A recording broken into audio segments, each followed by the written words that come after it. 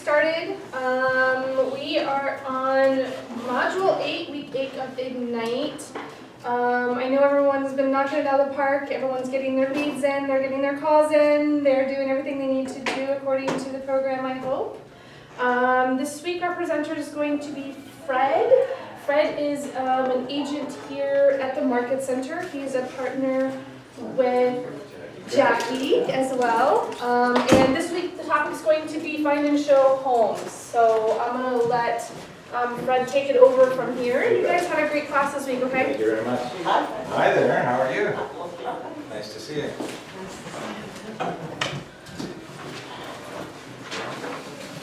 That's fun. You and I were in yes, in a course together. in a course together. That's fantastic. Actually, Look at him now. well, I know. That's why I came. I was going to say I know more than we spent some time at lunch and stuff like that, and very, very happy to go with us. Well, you are doing extremely well, better than me, so that's why I came to listen to you. Well, let me, isn't that nice? I'll explain who I am. I've been an agent for about 4.5 years, but I've been around real estate since I was quite young. Young and handsome. I'm just kidding. I'm 63 years old. I am a father of 2 daughters. Both are in the real estate business. My former wife runs and owns Remax Hallmark. So I've been around real estate for a long time and have wanted to be in it since I was about 30 years old.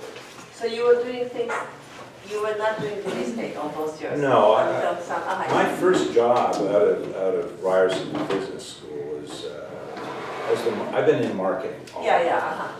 My first job was the marketing director and promotions director for the CN Tower when it opened up, and I was 21 years old. So I started in marketing at a world famous landmark. So I've had an extraordinary start, and in between being a real estate agent and that, I was selling advertising for a couple radio stations in the city. So I've been around the marketing game for a long time, and I consider, hello there, are you Laura?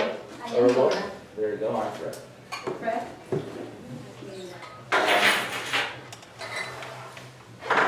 I consider real estate, being an agent in real estate is probably well, it's a great privilege to be an agent. And I look at it as being, you're a top gun in marketing.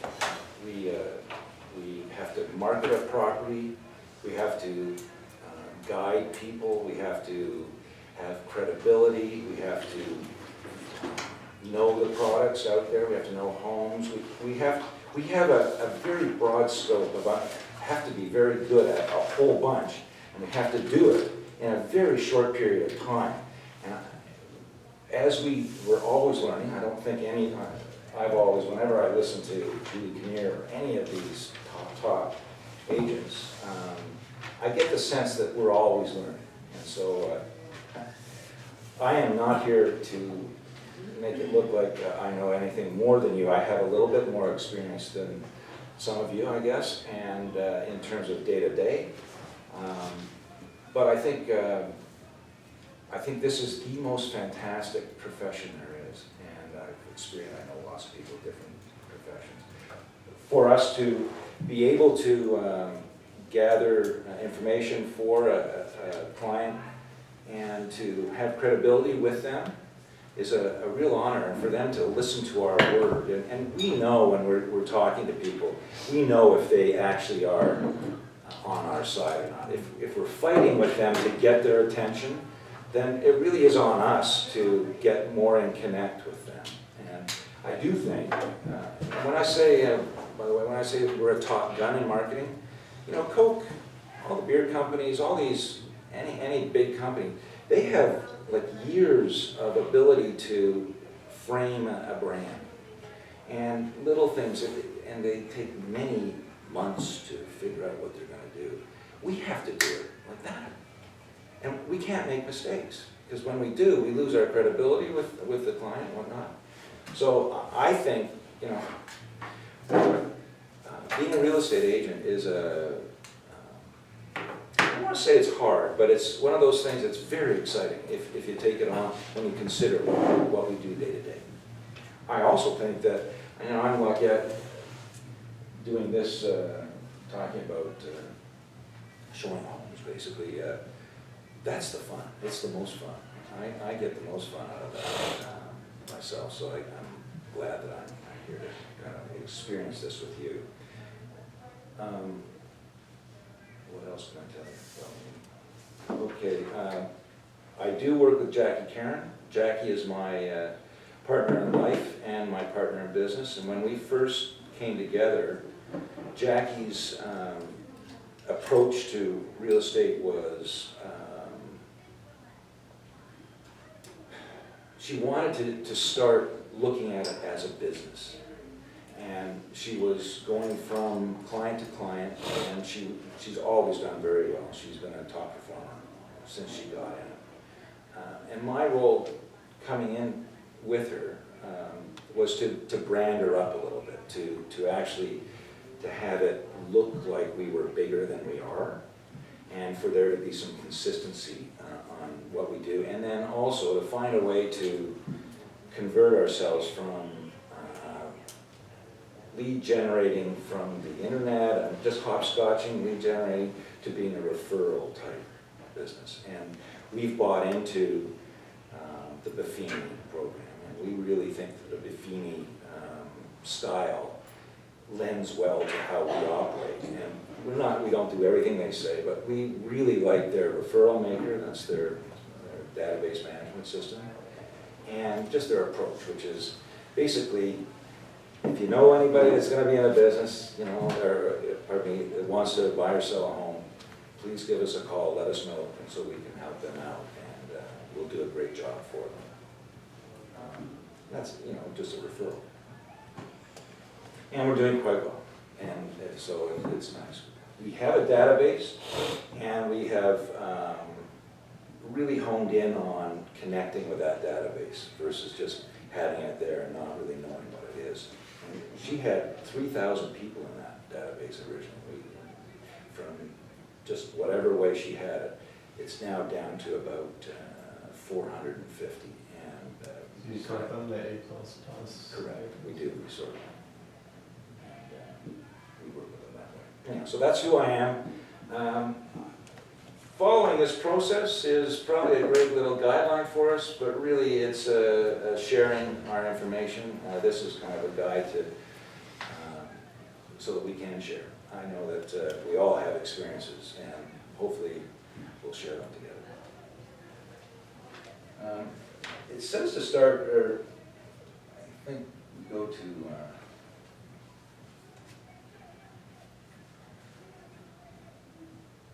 why don't we go to page 11, which is get your head in the game.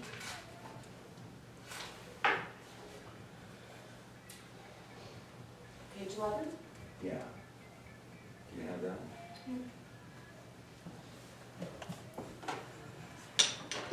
It's talking about the numbers. So,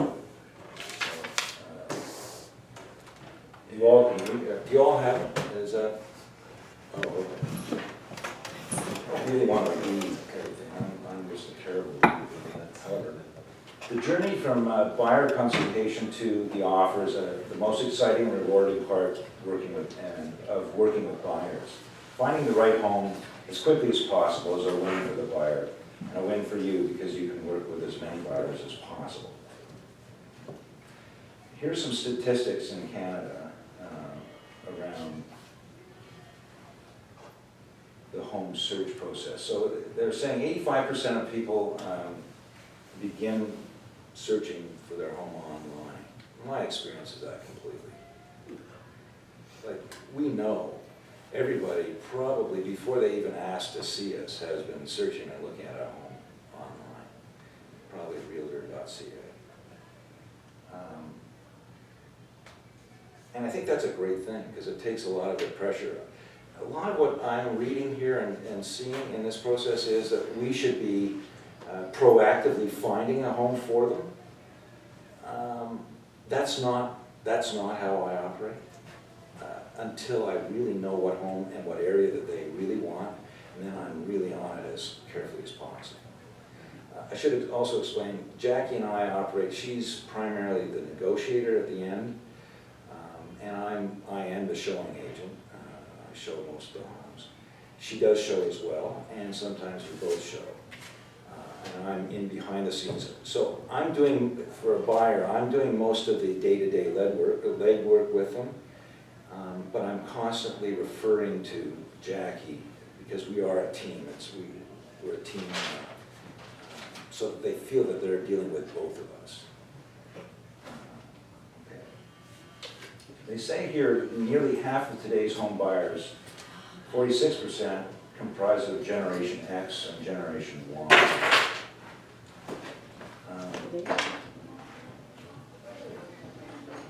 Being at 38%.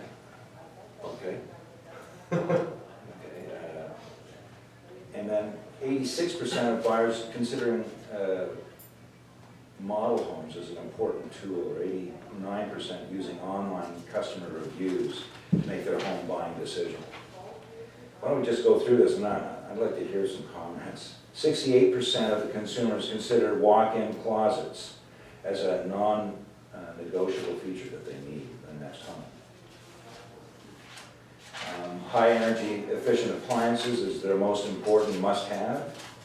Health and wellness concerns top the list of community preferences as well, with walking trails, bike paths, parks, recreation being cited as most sought after amenities.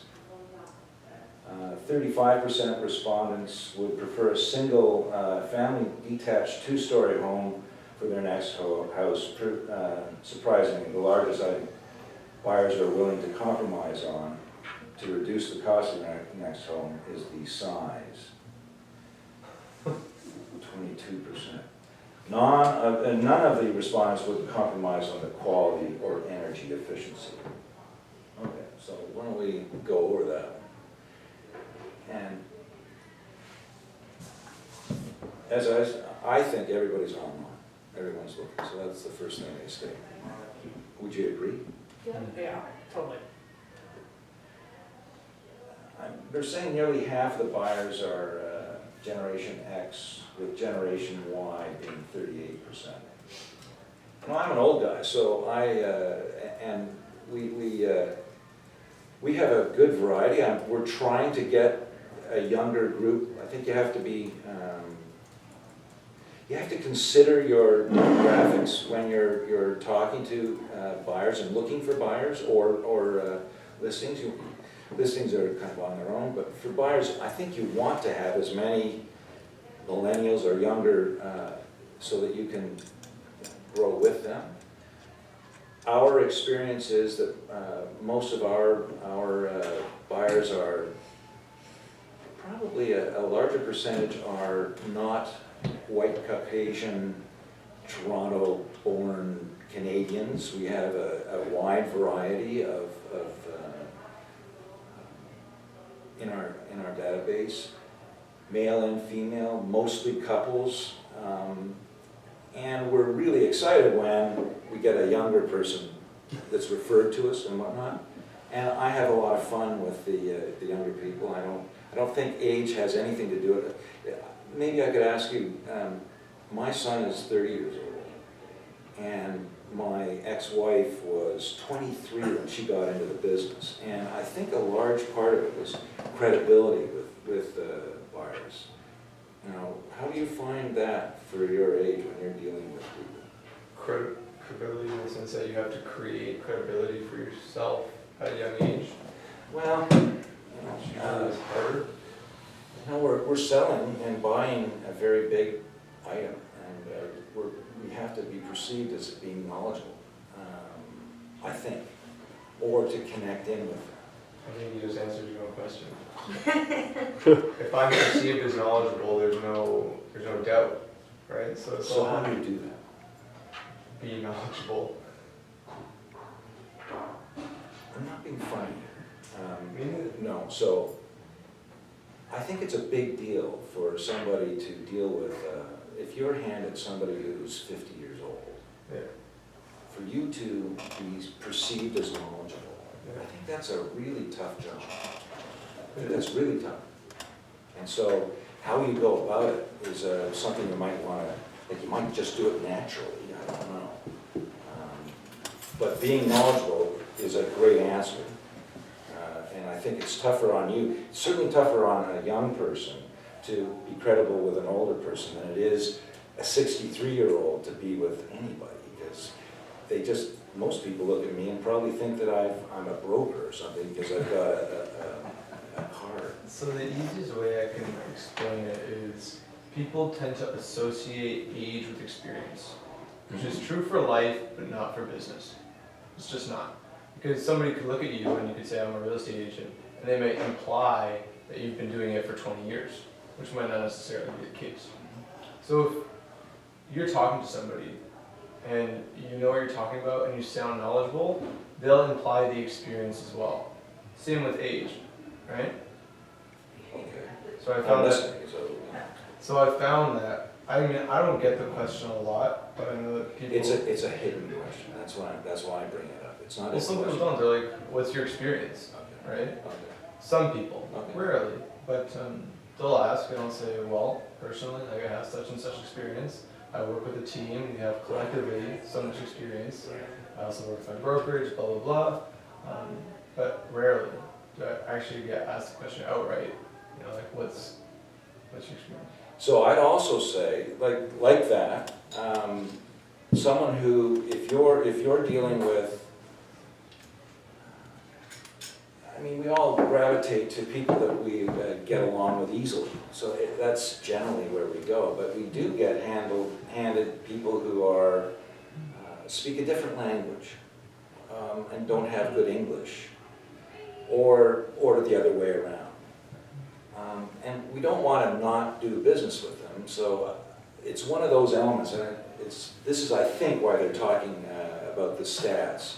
For us to be a broad scope and being able to, and I think James has answered it right, if we're knowledgeable, if we have great knowledge, it's a lot easier to connect with somebody who we may not be in the same category with, age, whatever. And that is an important thing, connection, right? Well, that's it. All of my clients have been within like 7 years of my age, which makes a huge difference. Right. Because you're associating with somebody who knows what you've experienced, right? Yeah. So I totally agree that if I was trying to work with, service a client who was maybe like 4 generations older than me, I might have an issue just connecting with them because we share different experiences. So, nothing's changed over time. When I first met I'll go back to my first wife, because I don't want to go down this path too much, but well, no, I think it's really important in terms of credibility and connection. Yeah. And it's a subtle conversation that we don't get. We just have to have it, and then we get the connection. At 23, she was out there, and she was a young-looking girl, nice-looking girl, and I think what she had connection, but I think she used her broker and the name of her real estate company, and I think she was able to, in those days especially, it's a little different today, I think, use the brand of the real estate business that we work with. I think in the end, though, and when, a little off topic here, but when we're talking to someone to get their listing, in the end, it is a connection between us, and it's not really the brand of the real estate company that we work with. Other brands do sell their branding, Max, Page. I don't think KW really, how can we? They're large in the States, they're not large here. So it's a connection.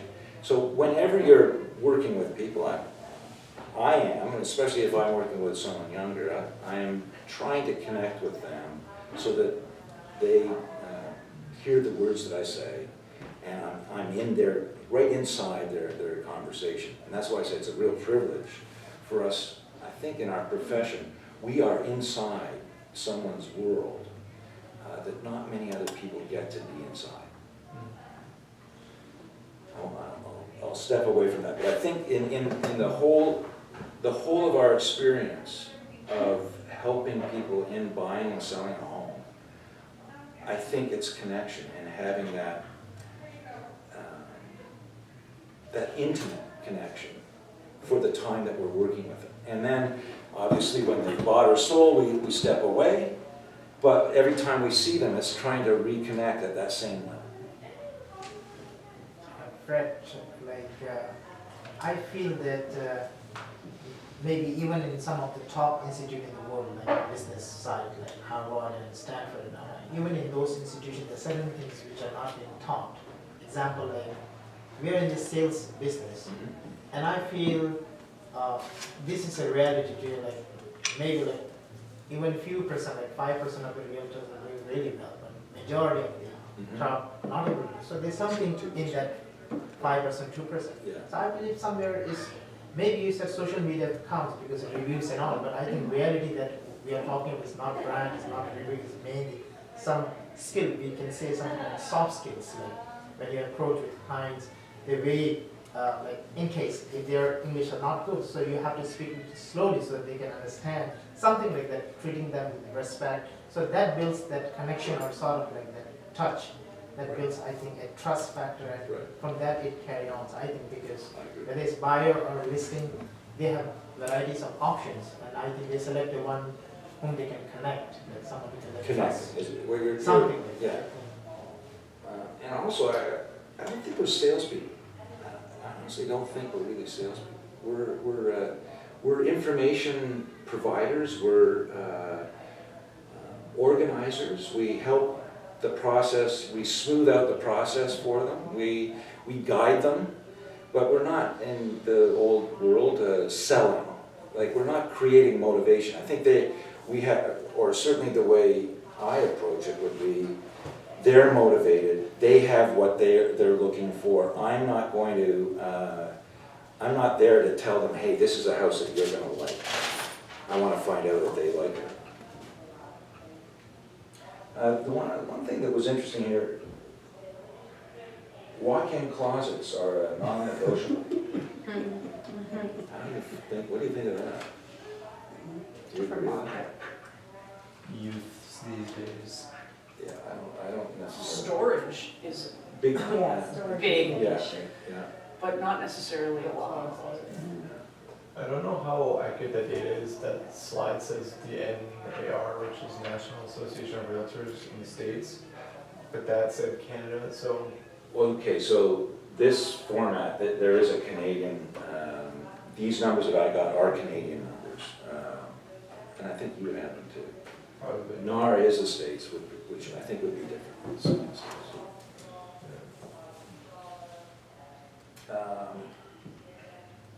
and in the end, numbers, whatever. In the end, you're dealing with one person or a family or a group. The dynamics, you're dealing with a group of people, and whatever their objectives are, we're dealing with them. So, I want to go faster than that. Sorry about that.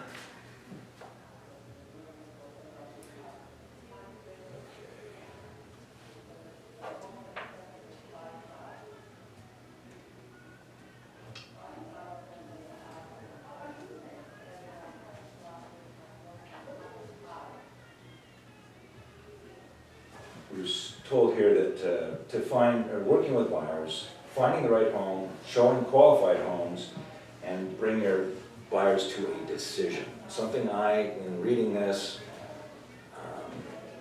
I'm sensing that they're trying to guide us to create urgency in a buying process. I'm sorry, I don't do that. I don't do that. I do if it's obviously a great property, and there will be lots of other people interested in it. But I don't want to rush anybody into a buying process. I don't think that is helpful in the relationship. And if they sense that, that's a disconnect. He's just trying to sell. And that's my perception.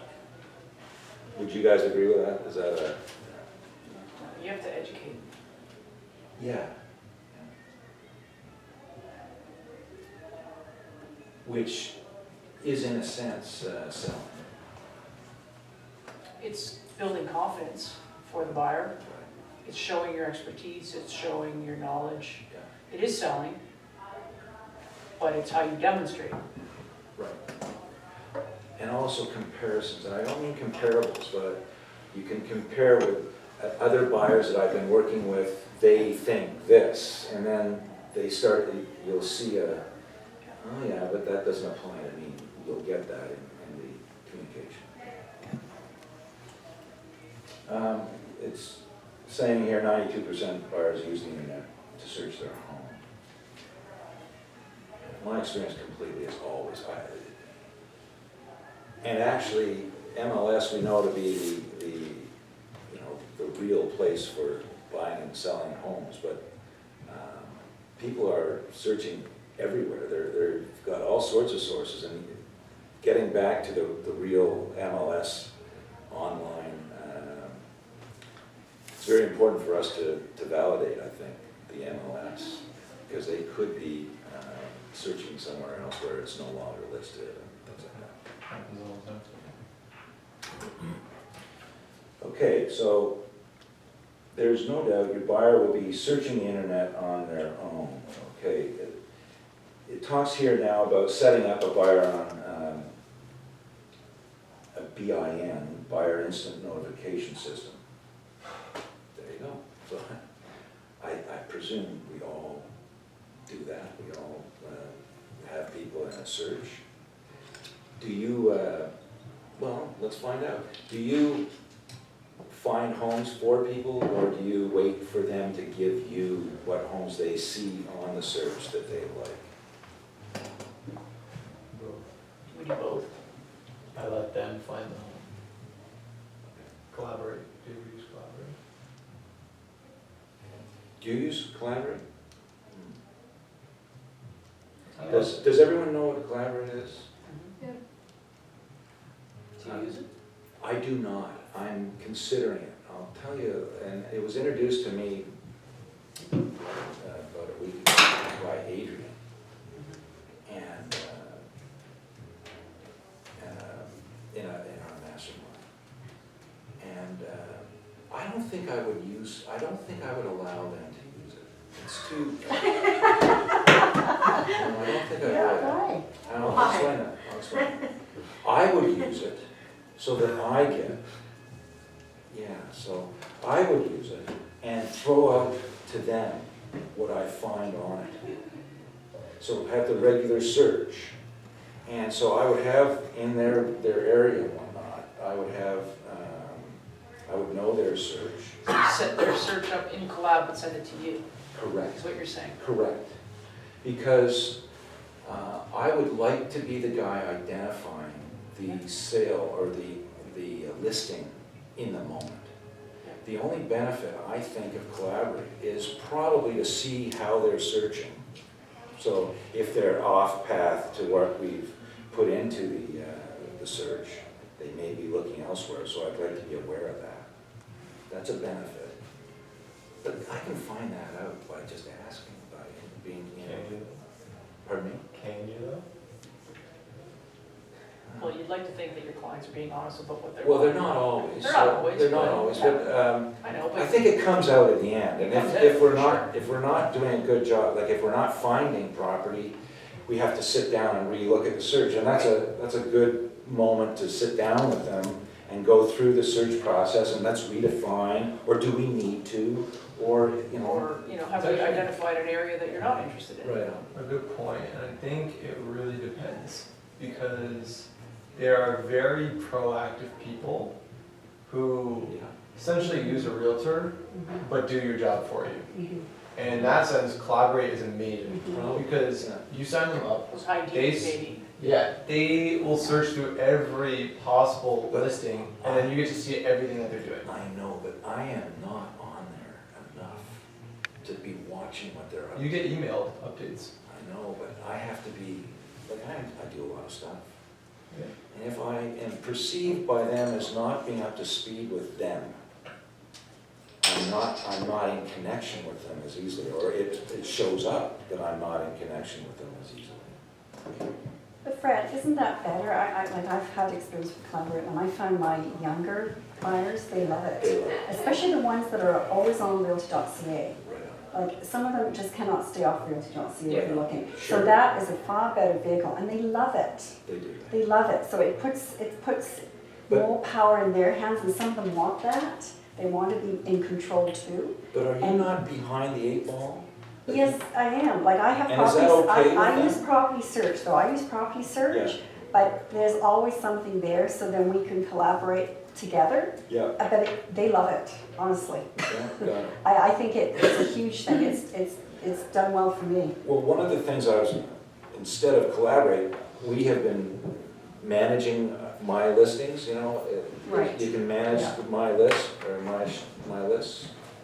But you see, Collaborate is so immediate, I know, you get emailed the moment it goes in, right? you know, and that's the advantage Yeah, than prospect search. yeah. Like, it's, Well, whatever works for you, but it's one of those things, I am staying away from it at the moment. I don't know it well enough, so but I just use it for clients. I use prospect search myself because I'm more familiar with the format. I find Collaborate is not quite visually, it's so different. But Well, I think it does- for their tools, I think it's good for them to have it because it does give them more time.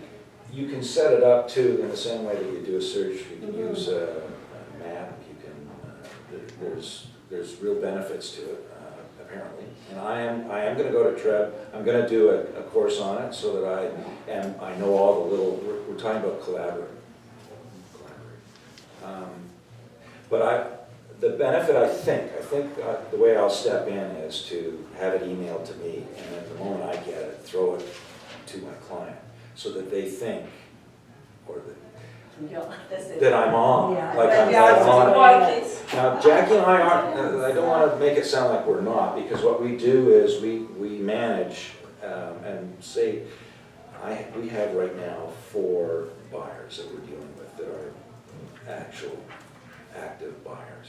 So we use my listing, and we've got their precise search in my listing, and then, but I have to go into my Stratus to take a look at it, to see what's been updated.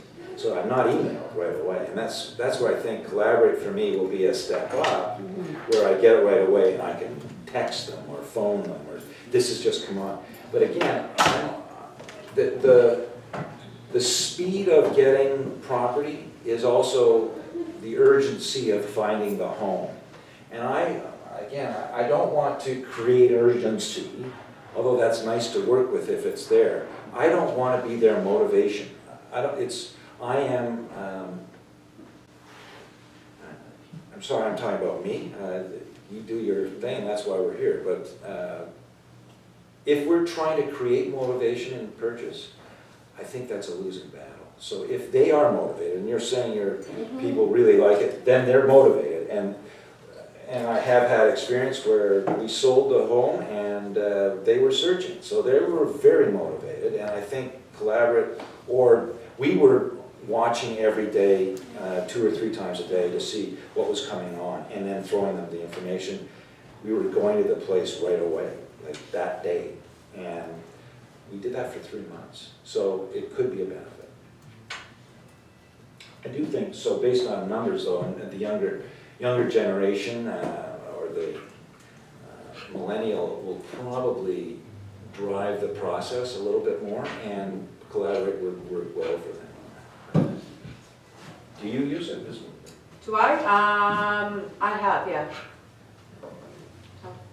I find it helpful for some people. Some people not so. It's nice to see people who maybe aren't following up that I haven't heard from, and I've sent it out, so I know that they're actually not looking. Right. That gives me a better idea that I can reach out to them. And there's a little bit of a credibility connect. You'll Yeah. know whether when they They're say not. things Yeah. to you, whether you're not. Yeah, exactly. Again, back to my experience is we generally want to work with people that want to work with us. And as much as we want to make sales, I would prefer not to work with somebody that is difficult to work with, or somebody who is not really giving me good information. And that's a hard call, because if you gotta make the money to make the sale and all that sort of stuff, then you're putting a pressure on the sale in your own head, and it creates a different atmosphere that might not be helpful in the sales process. That's a hard call. You gotta realize on your own, am I pushing this? Is this more about me than it is about them? I think you have to kind of consider that a little bit. Okay. Let's move to the next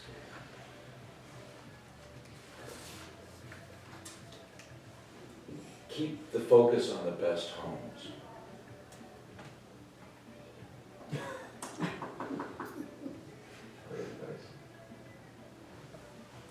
Okay, so there's a script here.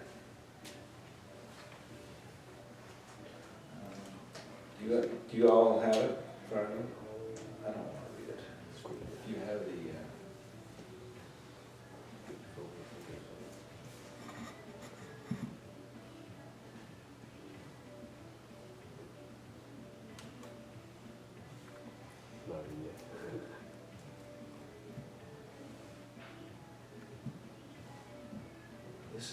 This is back to urgency, and there's a good thing about that, I think, but there's also, there's this, I don't want to create urgency that isn't there.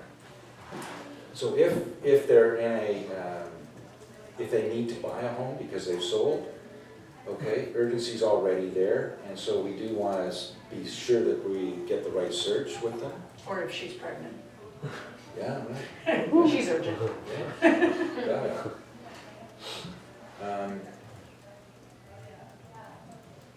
So I guess that's setting up, though, in our conversation with them, we want to be sure that we really know what they want. So this scripting is just, it's zeroing in on what their needs are, their real searches.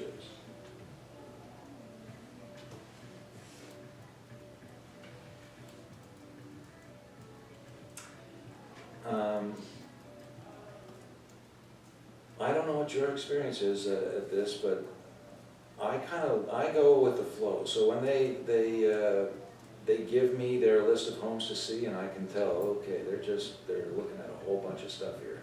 Okay, I'll do it once. And then I have to take a little bit more, I have to be a little bit more controlling and talk to this point. And I think we've all been run around by clients, and I think that's something that we allow, and we make a choice to allow. But I think it's very good to take them to all the houses they have picked at the beginning, Yeah. because that's the only way you're gonna find out what they really are looking for. Because when you are in a house and they're gonna see whatever, like a side yard, not at a backyard, that, oh my gosh, you would never buy. So next time when you're Right on. searching, and then you know what, this is what you don't like. So it's good. I also say something which, really, more than 6 houses, that sometimes you'll get like 8 houses that they like, or 10 that they like. In a day? Well, they'll do the search, especially when they're first in. They'll, Yes. oh, I like this, this, and this. I will. 6 is like a top. No, No, 5 is really. 5 is max. Pardon me? Go to open house on the weekend to those So I stores don't and do that. we'll show you. I don't do that. I actually want to be with them as best as possible. And lots of agents, it is possibly. That is better to be with them. Well, but also, if you can't, go there, and if you like it, I'll show up, let's go back and do a private meeting, Yeah. so private showing, so it's it. But I actually don't mind that they select too many homes to start with, and let's try and do it. I think we can get it in 3 hours, and all of a sudden when they hear 3 hours, okay. And then when we go and do it, and okay, let's go, and we go through, and boy, that was a lot of houses. Generally, my experience with buyers is 3 or 4 is a good number because we don't forget what we've seen. But I think doing it that one time with them is a good thing, or they might even be dominant, and so you might have to do it twice. Their time's important too, and they will start to back off on that, I think. Does that make sense to you? Do you feel the same way?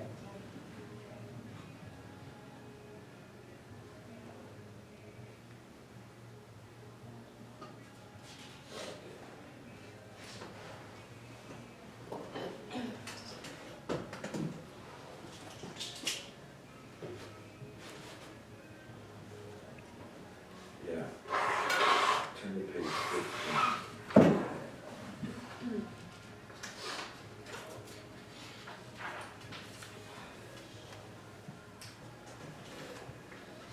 Okay, what they're suggesting is that we go into the MLS and you pair off and you do a search. Do you want to do that? Yeah. Yeah. Skip. Yeah, if you don't mind, unless you want to go in there and yeah, I think what this, part of this, in this is simply for us to find a good way to zero in on what buyers really are looking for in the process. And maybe, let's discuss that a little bit in terms of when we're in interview with them. Sometimes buyers don't really know what they really want. So the search has to be pretty broad. At this time, I don't know if you're thinking this, stuff that's coming on the market, there's not a lot coming on. There is, but not a lot, and it's generally price ranged. And we have a good idea of the price in an area, and whatever comes on, let's take a look at it. They'll look at the pictures, they'll establish whether they like it or not to begin with the pictures. And we want to minimize our filter on that, so that they actually are learning how to look at a picture and assess what the pictures on the MLS are and how well they represent the house. And generally what we find, or I find, is that pictures don't do a great job. Sometimes the pictures are much better than the property, and I would say by and large they are. But you can tell, and that's where I come in my assessing with them. When they send me a home, that I might even go to it before we go and see it with them on occasion, because I don't want to waste their time. I might think that this one actually is out of their range or something. What's now in, which I don't agree, and I think is misleading advertisement, is this digital staging. Digital Staging? staging, oh yeah. There's a house on Oviedo, Yeah, and it's all, if you didn't know the house, it's beautiful. Right. You go in, it's very dated. And he has not even put a note that it's staged on the digital. and that's where I say, if you do, so you went and saw Of it, and course. you didn't know that it was digitally No, I staged? knew it. Oh, okay, I knew it. It's Okay. been on the market with another agent, it didn't sell. right, Then they hired someone else. And it came back as beautifully staged. Yeah. So I thought, I'm gonna go second time just to see how quickly they did this. You know, the kitchen is white and blah, blah, blah. I went, it was exactly the same under the pictures on the internet. I don't often get clients who are visually Yes, capable. exactly. I don't, not They often. can't see it. They No. cannot see And it. actually, I have to spend a fair amount of time, if they say, I think, I'd like to, I don't think this works really well, and that's where I come in, will say, well, yeah, you can do this, and I have to be pretty precise with my, my explanation of what they could do in a room. But generally, Yes, if I they don't know. like the house in the first 20 seconds, they're not really, they're not gonna like the place. After 20 seconds, we know whether Yeah. they know, and I can tell whether they like it or not. Yeah. Most of their decision-making after that 20 seconds is to validate their initial feeling as they Yeah, go in. yeah.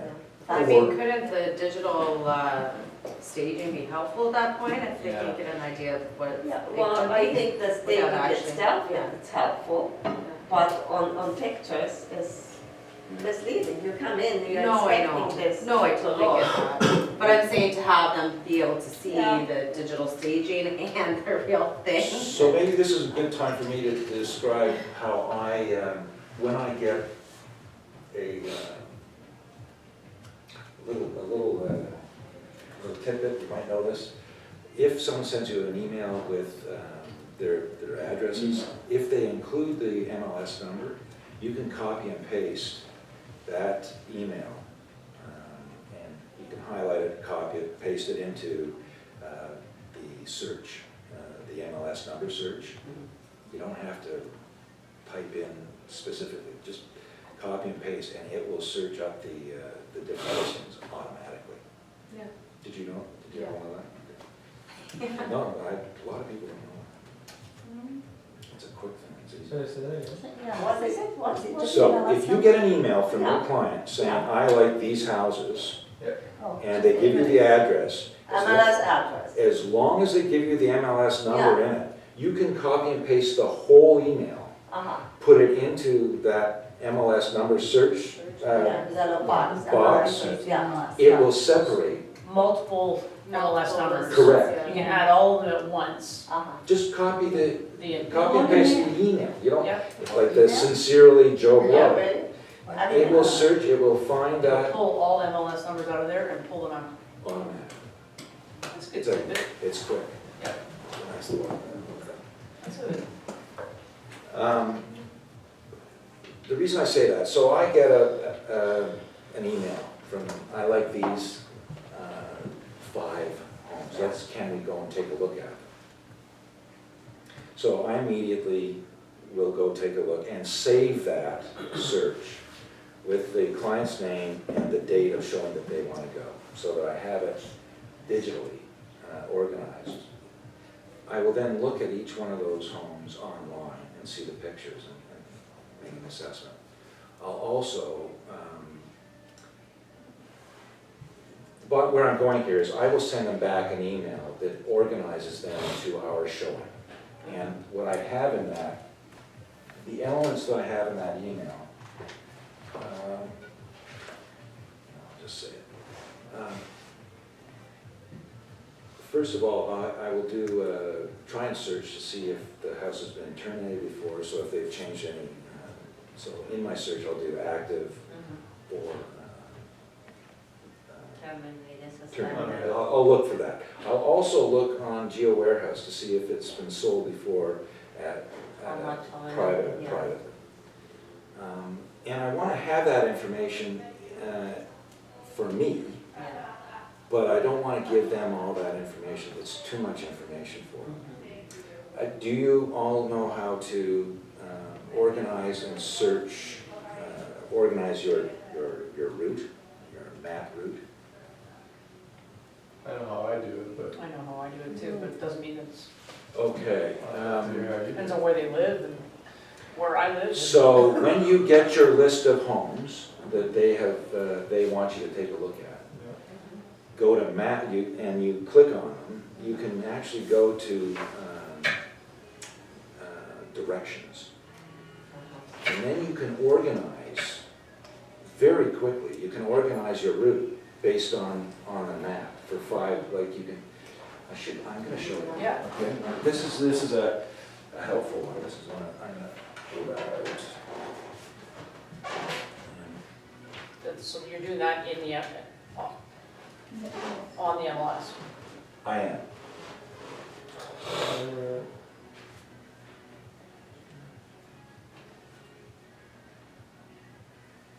If you want to get some water or a quick break, it takes me 2 or 3 minutes to sign in here and set this up. Avoid traffic. I was doing that, but I would just copy all the addresses into Google Maps.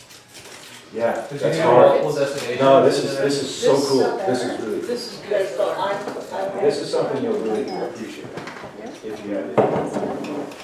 They literally give you like step-by-step instructions. This is so fast. Yeah, me too. I first did it in Google Maps, and it was pretty easy to do too.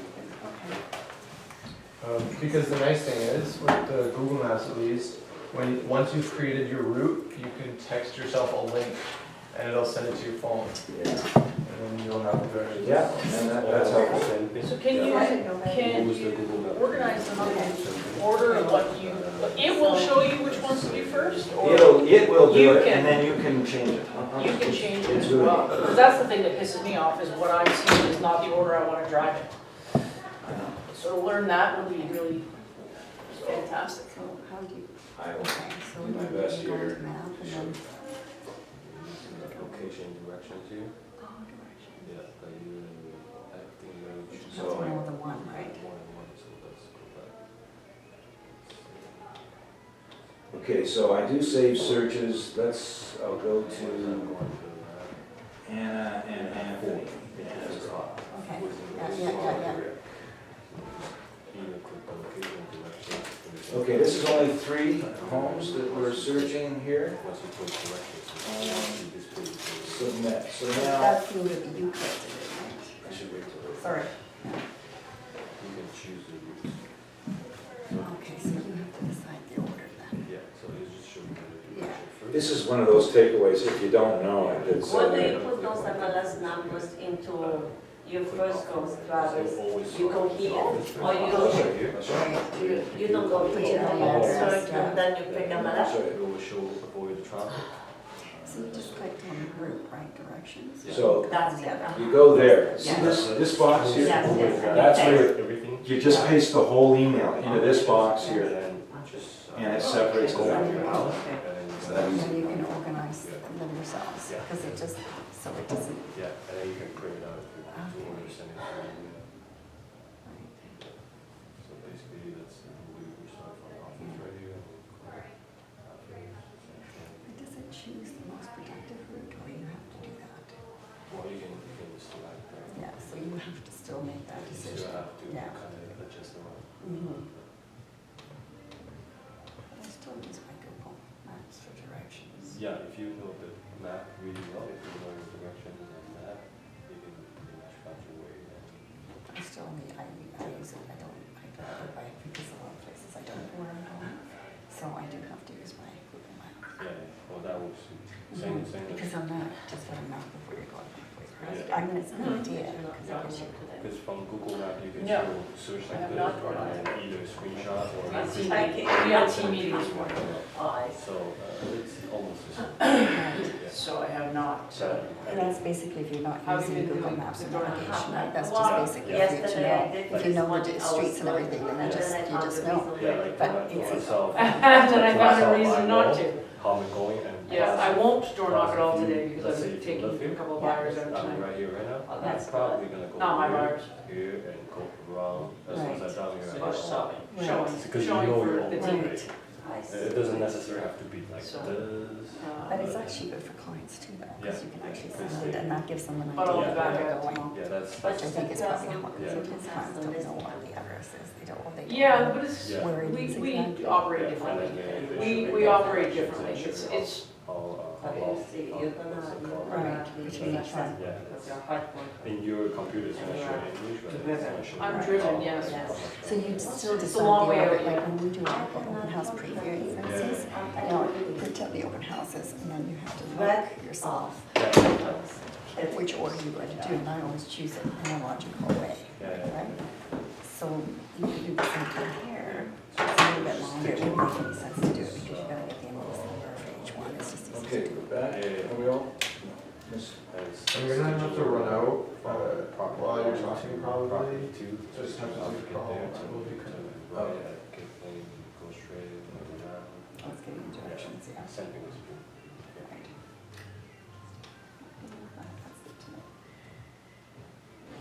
Then you can, how would you email it? But what kind of houses are you looking for? Maybe I know of something. Email.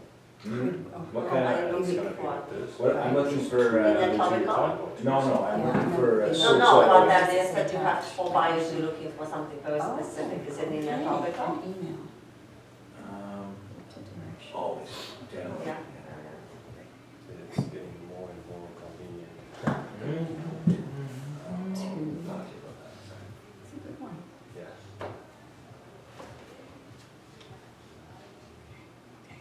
couple houses on the market are overpriced, but I know they want to sell them lower than they're asking for. That's an interesting. That's a good plan. List high, sell Yesterday, low. I was knocking, as I said, there's a house for sale. Yeah. So I was knocking, there were people asking if they want to buy a house, or if they know someone who's looking to buy a house because it's listed. A little bit, I know the guy has to sell. So I know there's a Insider road. information. And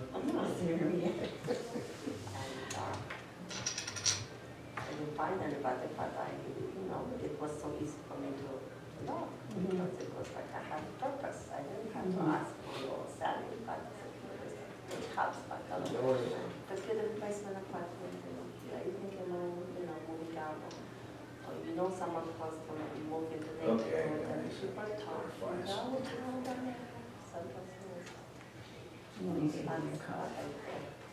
The laughing is always easier when you have something. Yeah, exactly. So for new agent, not if I Well, I'll do it with just two. I wanted to do one with 5. Okay. So how do you Okay. do it? What am I knew There how to you do go. it, So- I forgot. Oh. You've found 2 homes. Yes, Now you highlight them, yeah. then you go to directions. Directions. The compass. Who would have thought? And then you'll note that the brokerage shows up. You can remove the brokerage. Just remove it. It actually, as a number, stays in there, but when you print it out, it's not there. But if you want to start, and that map will show up, you can email this to your clients. And I do that, but I like this email that I'm talking about, where I will list the route based on what I've discovered here. Let's say I want to go the other way around. I will do that, move it up. So now it switches. Do you? You get 5, you can have 8 in there, and you can visually see what makes sense. It's also very helpful, and this is another part of the process of when you've got your MLS listing and you're going to make your calls to book your showing. You can plan it according to this, and you can Yeah, this write is your hours. huge. I know, this, for me, it was a big moment. Do you drive your clients to the show? No, You meet them? I meet them there. It's important to me to meet them there. Now, between showings, you'll meet them there, but then when you pick them up, tell them to park and So go to you- the next one? No, they You follow always, him. so let's say you have 5 to go. They're driving and you're driving, You bet. and you're missing that conversation in between. No, I'm allowing them to have their conversation. Yeah, Yeah. And you're not, yeah. yeah, I don't like to have them in my car either. And that's What's another thing. Say that again? I don't like to have them in my car. Yeah. So is it about Nice big or car, is it, you're just allowing them to have, I want to Yeah, unpack this a little Keep bit. talking. So- Because we have them, we take them, so that we can have the conversations. I have done, and if they don't, like if I had a client who didn't have a car, Right. and I picked her up at the subway stop, Yeah. and then we went along. I find it to be, like, I'm a talker, and it's the energy to go into keeping a strong relationship, conversation about process and what we're up to. It's a lot of work, It is a lot of work. and you don't want to make a mistake. So that's a negative way of looking at it. I don't mean it that way. But I do know that if they feel crowded, that I'm always in their conversation, they probably can't have that conversation on their own. It's just like being in an open house, or just like being when the owner is in the showing as well, which we don't want. And I always say, same. I went to an agent's open house today before here, and the agent followed me around. I'm like, you're keeping me out. So, you know what, and I'm that kind of guy, but generally I'll be funny about it to start with, and then I'll say, hey, do you mind if you could leave us the house? Like, could you go, I'll be real fast, and I'll ask them. And if they say no, they'll get what I'm going, and they'll buzz off, they'll stay out. You know, when I have to show a condo downtown, I will take them into my car. Just Because parking. it's just too much. I even had my son to drive us, and he was waiting outside to be in the car. That's good. Because we were showing, I was showing 4 condos, it was fabulous. Yeah, that's a good way to do it. Mm-hmm. Down, then back. and it was Organize very the car. good. So we need personal direction. Yeah. So Houses. That's I good do, too. it is more work to have them like to go, but I think it works well. It works well for me. For me, having them drive, especially downtown, having them drive, you're, Yeah. if they don't know where they're going, Yeah, you're it's waiting, you're like, Yeah. it just Parking. adds so much. Yeah. Parking. Well, If the you see parking, 5 condos, you just spend between $50 and $100. Yeah. I know, Yeah. never mind Oh, parking no. tickets. I know. Yeah. Honestly, like, I schedule them when I was doing leases. I was like, I'd pick them Yeah. and we would walk. There would be no more than a 5-minute walk between buildings. So I'd say, meet me at the first one and then we'll just walk. Yeah, yeah. And how close do you schedule your stuff together? Good one. So, I think I can get 4 in an hour, I think, but I really can't. And It's- you're it's just 3 really, It's it's the all, driving as well. No, I'm everywhere, Yeah. I'm everywhere. But generally, the search, or we're you not would gonna, do 3 in an I'm not hour. gonna go from one side of the city to the next, okay, tomorrow we'll go there. Right, yeah, And yeah. stuff like that. Yeah. And I'll do that initial blast once or twice, with the big numbers, and then we go down. Yeah. You And know I'll what say, I do? I look which houses are vacant and which houses are owned. that's true. Yeah, And then I I allow myself to be very late if I need to be for the vacant homes. Right. yeah. And I do what the owners are first. So I can Yeah. take 4 houses and I know it's gonna take me like 2 hours. And you know you've got flexibility in that. Exactly, because Back to once you the, book it, it's yours. So if you're even late, you can always upsell it. Yeah. But the owner, back to the email that I sent, I'm gonna give them the route so that they have a sense of it as well. So I'll number Yeah. as a result of this, you know. And I'm gonna give pertinent information, for instance, price, but not too much information. And any information that I've gathered, I don't wanna do comparables and all. If somebody's wanting to know all the information on the home before we go and visit it, and if we do I get people like that, I'll say no. I'll say no. I really think it's best that we take a look at the home. so you don't give them listing? No, I'll give them a listing. But I'm not gonna do the comparable on the street. I'm not gonna do all the background work. Yeah. I'm not gonna, on You every don't home. do that until, Well, they begin to expect it. Yeah, Yeah. yeah, yeah. And so I've learned out of, I wanna be really good, but I've learned that, no, that's too much work. do you give them paper listing or digital? Paper, always paper, although I send them this email so that They as have the digital. link, they've got the MLS and I send them broker view. I send them, so they, Once they're signed.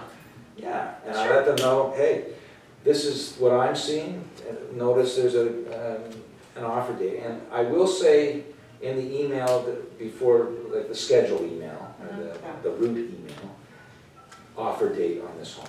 Yeah. So that they So know, they know in advance. they know in advance. But when I see them, I have a thicker, like I hand them I didn't bring an example. But let's say we're seeing 4 or 5 homes. Well, I've got more, if they're terminated listings, I have them with me.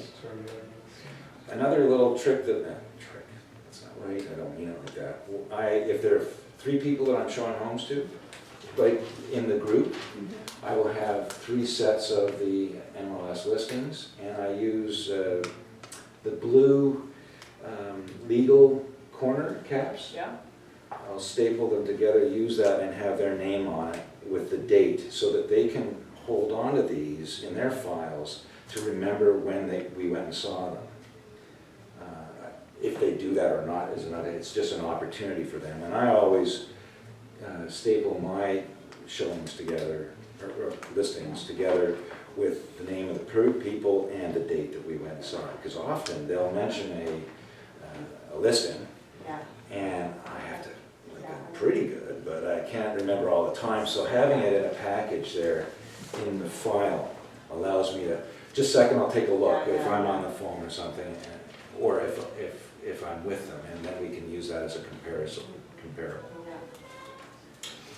When you're working with a lot of buyers and you're carrying around a lot of those folders, do you find it inconvenient to always have to have those with you?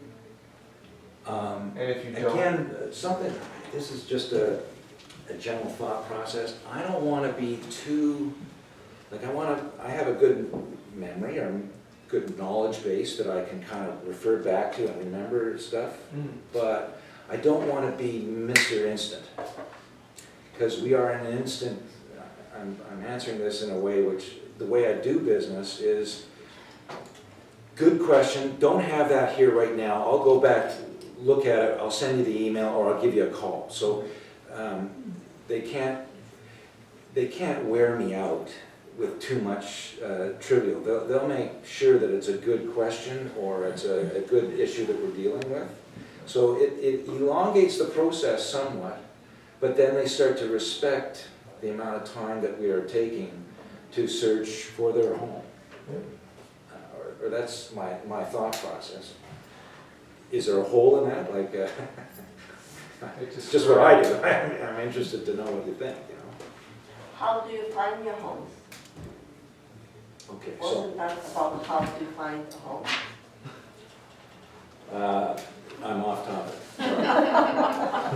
Okay. I honestly, for me, I let them search. But do you door knock every day? Do I door knock? Yes. No, do you cold call? Do you door knock? What do you do? Where do you find your leads? How do I find out? Or is it all referral? It's referral. Oh, and, referral. well, we have a really good SEO. And, What's that? What's that? Search optimization. And so Okay. we will get, I can't generalize too much, some days, some months we'll get 5 or 6, but you know, we can count on getting 2 or 3 calls where they're wanting us to come and meet with them to list their home. So this is just them Google finding search. you, Google search Google search. online? We do have a fellow in the background, we have an IT fellow that we've had for a number of years, and we do spend a fair amount of money on Google Ads. And we do a lot of,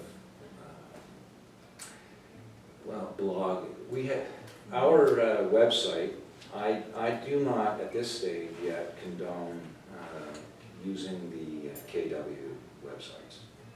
I don't have that faith in them yet. And it can't compare to our website because we have, our guy has done layers and layers of searching or pages on it so that it will show up in different ways. He also, what he's done is he's done different websites that are not branded and are interesting to search in neighborhoods and whatnot, and then he'll have us, he'll put us There's in links to underneath you. it. So he's operating a fairly significant analytical process with Google, and so part of our lead generation is from spending $12,000 a year On that. And we also, That's not that much. no, it's not, but it's having the knowledge base. He has a knowledge base. And without him, I would say that I would be lost, so I like having him. But also, our approach to being found is that whenever we do a listing, we have a separate website for the listing. Yep. And then we do social media, blogs, other things that are all, it's the hub. And We he have does. spokes to that. Well, I do that too. So we do social posting, and that adds to analytics for Google search, gives you a presence. Do you mind if I ask which company you're using for your website? For Google, For your website? for my website, no, it's, you can ask, but I don't know the company. We use GoDaddy. Actually, we just moved it over to WordPress. GoDaddy. WordPress? WordPress. But he does it. He, like, we don't have it's not it's, the template is WordPress. Does Google, what did you say, Google Places? Or what were you saying? Ads, Google. Google Ads. Yes. Doesn't that go off the domain name? Like, aren't you putting your domain name in with keywords and That's what the we do. searches? We do a number So of what would it different- matter if you're using the KW free hosting as opposed, I mean, maybe, like I have my own domain name, I'm getting them to connect my domain to KW. Right. So therefore, I can still do Google Ads and be using my domain name and keywords Okay, so for search. I am not competent I mean, I enough don't know. to give you the, like a description which would make sense to you. Right. I am at I probably won't 50,000 feet. understand. Well, at 50,000 feet, I can direct it, Yeah, but I can't, I don't want to be the guy implementing. right. Google does so much analytics, it's insane. So they'll measure when somebody, for example, clicks a Google ad that directs them to a website, how long they stay there for, if they ever go back to the website. That is just something KW's websites are very good at retention, and client retention. Okay. I just don't think the formatting is optimized for And I that. totally disagree. I'll tell you why. Where you think the KW ones are good? Yeah, that's what I was That's saying. what he Oh, said. you said they're not, oh, They're not- good, Oh, sorry. okay. They're not really designed for that, because like you said, there's branded and unbranded websites. Unbranded websites, for some reason, convert way better Yes. than branded websites do. But you have to have a body of work, so when he does Google, like, I don't just spend money on Google Ads. Right, He will design keywords in a layer of different keywords. We might attack a thought process that's current in the it might be financing or something like Right. that. And we'll give a variety of stuff, and we'll have a number of keywords around that. I will target that. To me, KW, it's too defining. I don't want to have KW there. I want to be able to go rogue, if I can put it that way, you know, Yeah. which will allow for more opportunity to see it. So finding houses though, that's not, most people do search on their own. Most people have an idea of what they want, they have an idea of their neighborhood, and we try to steer them into the ones that are on MLS. Let's stay with the ones that are likely to, like if you're looking on one percenters, I don't want to deal with one percenters. I will if I have to, but, and because I can't say no to them, but I certainly will let them know this is what like I tell them as though they are me. And once they know what they want to find, or what the kind of house that they're looking at, it's basically whenever it's going to come on the list, whenever. It might take a little while, but we'll find it. And there's no pressure for me, ever. That might not be smart, because I might be missing out on opportunity. I'm not sure.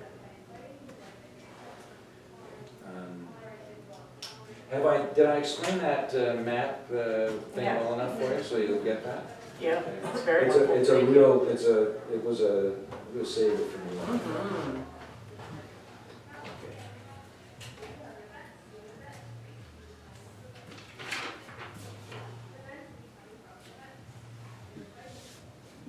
Okay, so let's go quickly through their showing.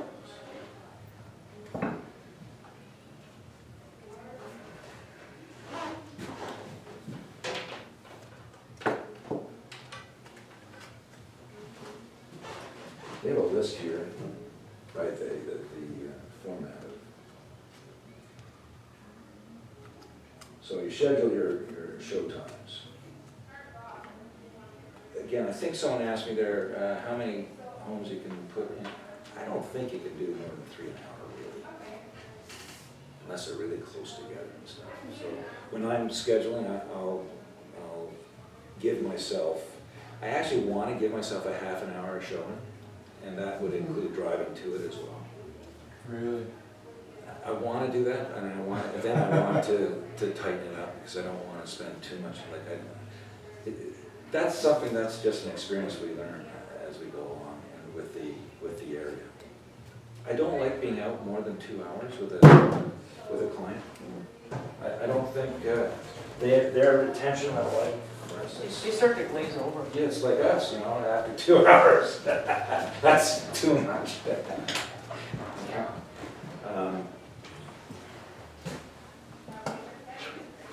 I do like, the buyer is the boss. So if they, they're saying give 24-hour notice.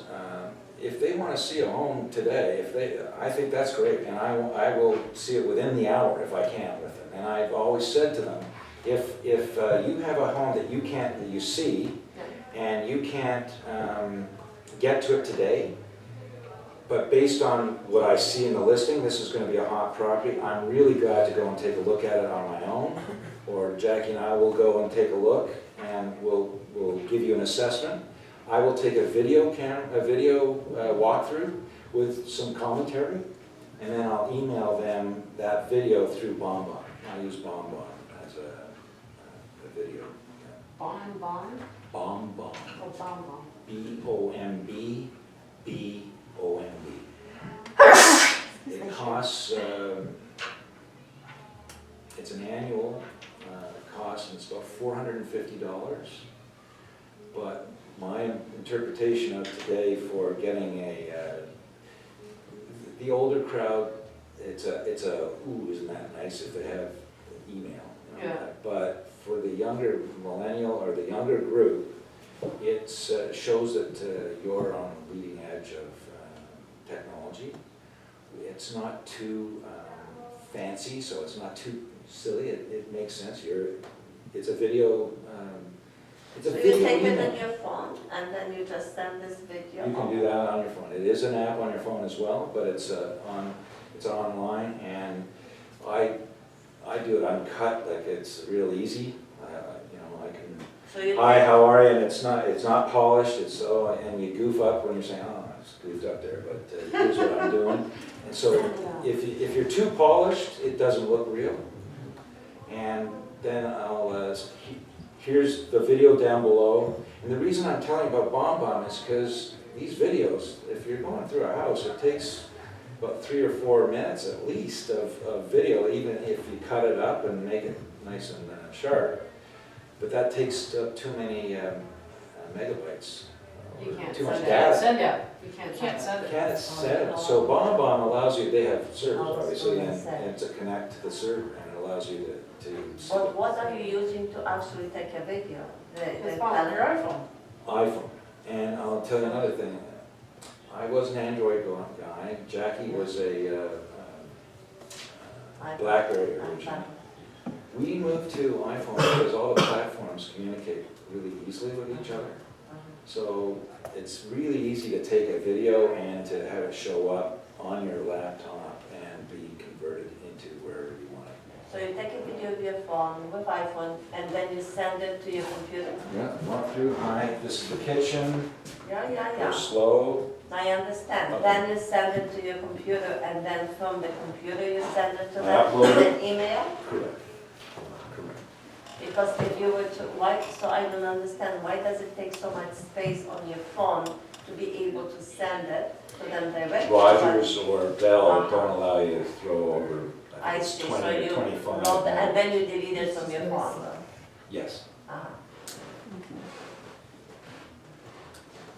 And that, frankly, offering the service to preview a home that's high level. I think that's something we should be able to do.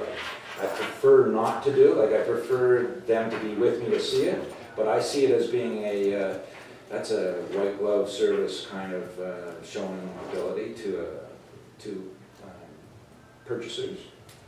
And also to send it to them, let's say they've got partners, you can send that to either partner, and so they see it at work or wherever they are at the same time.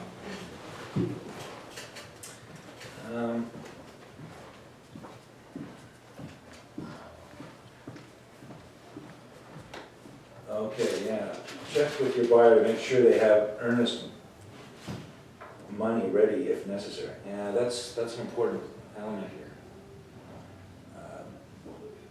Qualifying our buyers is really important, and it's funny, I had an experience just last week where we've been showing a home for a couple, and they have a condo, they want to buy, they're going to have kids, they want to buy a home. They have been looking around the $900,000 mark, and in fact what they want to do is to purchase a $750,000. They're looking for a lot that they can rebuild or renovate. Not many that you're going to find at $750,000 in Etobicoke. So, and we realize this, let them learn that. We found a property, actually 225 Delta. It's a corner lot in Alderwood. It was listed at $779,000. Well, it's going to go for it's a beautiful lot. It's deceiving. It's got a big yard and a double car garage that's insulated. It's a good property, and it was well low listed, and it was they wanted multiple offers. So we saw it, and we explained to them that this would be a multiple offer situation, and probably would be in the 900s. I didn't like this because I think it was well too low in offer. And so we came to a conclusion after seeing it, no, it's not, it's too much for them. So we walk away. Well, we know that they have this property, so they were thinking they were going to hold on to the property and buy this as well. But they really like this. So we let it percolate, and we were surprised when they called us and said, no, we'd like to put an offer in. And so we went in at 900. And I thought that it could go to 950. It was just my, you never really know. There were 15 offers, and they stuck at 900, couldn't go more than that. They lost it, and it sold for 922. And they were the top offer. The second offer came up and beat it. So my reason for telling this is we qualified them, and they went to the bank, and they came back from the bank, and we were just in the process of getting this 900 offer, and we were all set to go, and then their bank that day, the morning, said, no, 800's it. So we didn't really qualify. We had a sense of what they were up to, but they didn't give us all the information. So the real information came out in the offer process. Wow. And they came back, even though the bank said no, they went back, I guess, and worked their magic, and they got to 900. So they did, they came back to us. So we went from like this thing going back and forth on available funds. So qualifying somebody, just know that you're not absolutely sure, unless you ask for the letter, and I guess you could do that. Do you actually speak to their lender? No. Should you? Well, and this, I don't know what to advise you here. I'll offer you what we do. We really work with trust. It's really important to have that sense of, on both sides, like they have to trust us, we have to trust them. Yeah. And we're going to hand them that trust up front. And we can gauge it, we can tell by the conversation. But we would prefer to work on that basis with people, because selling a house and buying a house, there are complicated moments that you can't anticipate. So if you ask all the questions up front, it gets really legal or very, very technical. So you have to have a kind of a trusting, working relationship, and any problem solvable. So, or we're not hung on an outcome.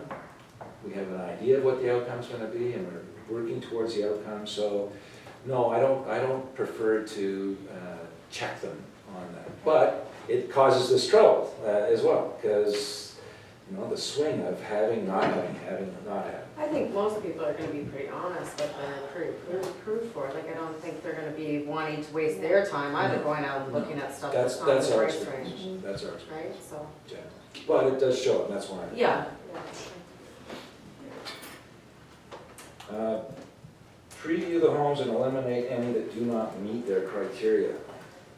Well, the criteria is in the MLS search to me. And then the searching, going in the search with them and seeing the home, that becomes more evident that your search is correct or it's not. And then we can refine that search. And we like to have it as broad as possible so that they're seeing as much product online to assess whether they like it or not. I don't know, what do you think right now? Is there a lot of properties showing up right now? Are we in the height of the fall market, do you think, or, you know? I actually did some interesting, on Trend you can pull all the data going back to 1996, and I did that for condos in C1, and I was blown away because of what I saw. I'll tell you. So in 2017, January 1st, we had roughly about 1,000 new listings. And then as of January 1st, 2018, we're down about 200, putting us at 800, which is 20% decrease. And it had been increasing year over year since almost 2006. Same with dollar volume. Dollar volume is down almost 50 million. Unit sales are down 300. So where I was going with the question is, in a search, when we have a search for an area with our clients right now, they're not every day there's things showing up for them. Not every day is something new showing up. So I'm sensing, my sense is, yeah, we're in a market, but it's pretty balanced right now. It's not flowing with new listings all the time. Once we have the search, so we've got a geography area and stuff like that. If you look at all of Toronto, everything's running that way. So are you sensing that as well, that it's kind of it's not an awful lot of stuff? It's certainly not a buyer's market out there. There's not too many listings for them to buy. Holding price up. That's a good thing to mention. Thank you. I like to give our people, during the discussion, when we're in that moment of filling space of conversation and whatnot, I like to tell them about the stats where I think the market is, give them a fill-in or a correction on stuff that we've been reading in the newspaper and stuff, give them my interpretation, trying to add to credibility so that I'm a resource for them. And if they have a different opinion, I'll listen to try and find out what that is so I can understand where their thoughts are on the market as well. I think stats, knowing the market's really important for us, I think. That's why they tell us to do 10 agent open houses a week. Or no. Is that what it is? Oh, okay. Yeah, they Good. want us to do 10 agent open houses. Okay. No, 10 per mission. No, Yeah. 10 a week. No, because there's 10 agent open houses, and then you get a box for every mission. Which seems insane, right? But then, maybe it's just the way they got that, anyway. And are you saying 10 a day? It was just insane. No, I don't think 10 a day. No, I don't think that's what they're trying. No, 10 a week. 10 a week for the, well, at least if you go to the Daily 10 for website, it's 10 a week. Oh, no, there's Guys, I'll You try track and get your through stuff. this here. There's a- It's Daily leading me to temple. suggest to you that you have a 5 must-have sheet for every buyer, or that you have a home tour checklist. Do you use those? No. No. And I don't want to be too clipboard perceived as there with information and servicing their needs. And I remember, I try my best to listen and understand what their needs are. Like, Do you collect, let me ask you this, at what point do you get them to sign a BRA? And do you collect that information during that process? Good question. I was like, wait, I want to guess. You don't do it when you first meet them. So before an offer is put in, you then walk them through the BRA. Will you do it when you know you're about to submit an offer, or once you feel comfortable with that and you see it? Again, it's big time trust. And if I get burned, oh well. Yeah. I don't It's the wanna cost of work doing business. I don't want to. Interesting. Yeah, I mean, obviously, if you get burned, why would you chase that? And, you know, I've been burned, like we've been burned. I say we, we had a fellow that spent a lot of time with, and he called to meet with us, and he wanted us to, he was wanting us to do an opportunity on a new building that was gonna be built. He wanted to be in there as soon as possible. And then, in the middle of the conversation, we've been befriending a friend of his or talking with him for about 4 or 5 months. He'd gone and bought a house from the listing agent. And so, I'm not gonna, Was he, how did he say it? I can't remember. Or did it feel like he just didn't know any better? Like the listing agent kind of like almost tricked him into it? So, my antenna, during each one of the interviews that we had, my antenna were there because the sort of questions that he was asking, the sort of areas that he was sending us out on, just didn't, there wasn't a consistency to it. And I didn't really think he was even in the market to buy a house. So he was trying to gather information about the market, and he was talking a lot, but it was very hard to zero in on something. And then when he came to us, and here again, did another fishing experience with us for a new build condo. Want to be there before everybody else. And then, oh, by the way, I went and bought this one. And so we have now eliminated him from our database. We've been nice with him and stuff. If he calls us, hey, how are you and stuff, but we're no longer sending him our. Did you ask him anything after he purchased? Why or how did that happen? Or we thought we had something going on or something? Well, it depends on the relationship. This one, You I didn't just, ask him? well, he'd been to some of our events and things like this, and I don't want to be, I can be confrontational, I'm good at that. No, but nicely. I'm telling you how I did this, I didn't. So I'm curious what everybody else does. Do you guys Oh, I know get a it's VRA not- signed It's- when the offer is going in, or what do you do? Yeah? You don't do it up front? Unfortunately. Anybody else? Usually when after an offer, the time, Yeah. sign the VRA. But that's not Okay. really the Well, problem. right? Only I realize they are really motivate.